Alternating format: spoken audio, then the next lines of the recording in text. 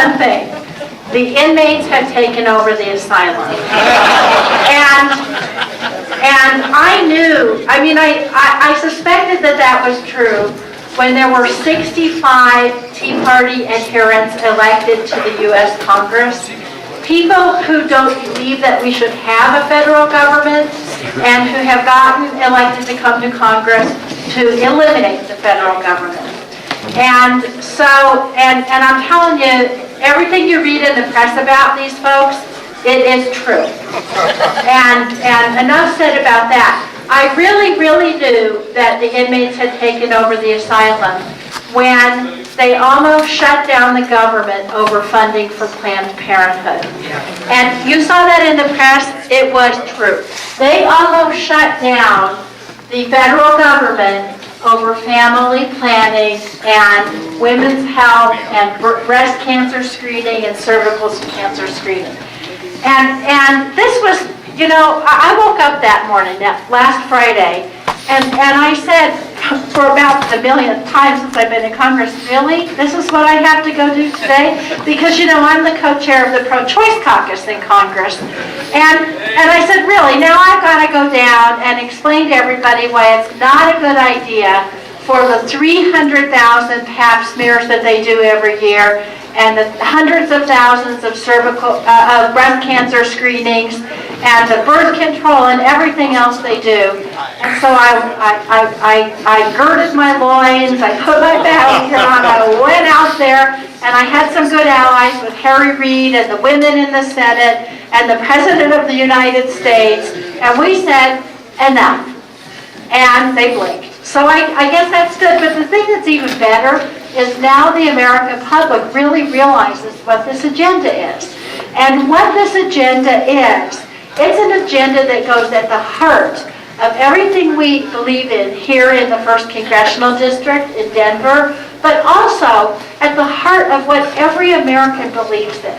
And if you look at this budget that we just passed yesterday, where we eliminate Medicare, folks, we really do. And under this new scheme, future Medicare recipients will have to pay $6,000 more a year out of their own pockets.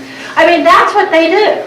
And they eliminate health care programs for people. They eliminate environmental enforcement of clean air and safe drinking water. It just goes on and on and on. And at the same time, of course, they extend tax breaks for corporations. They extend tax breaks for the top 2% of taxpayers making over $250,000 a year.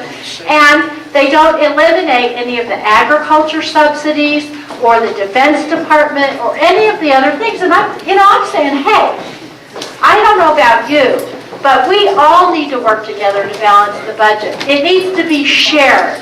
And it's not right when we put the burden on the middle class and the poor people in this country in order for the rich people and for GE to not have to pay any income tax. So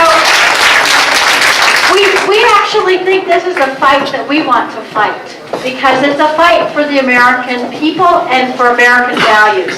And Kit was right. This fight starts right here in District 8. So I'm happy that there's 50 or 60 people running for, Wellington just told me, he says, you know, by Monday there'll probably be 55 or 60. So I always believe what Wellington tells me about stuff like that. And I think it's good because what it shows is there's a level of civic engagement that I have not seen in years. And that's what it's going to take. So, enough. I know you've got a lot of people here tonight. You've got a lot of people to talk. I just, you know, as I look around the room, I love you for electing me to represent this district for so many years, and I promise you, I will never stop fighting on your behalf. Thank you so much.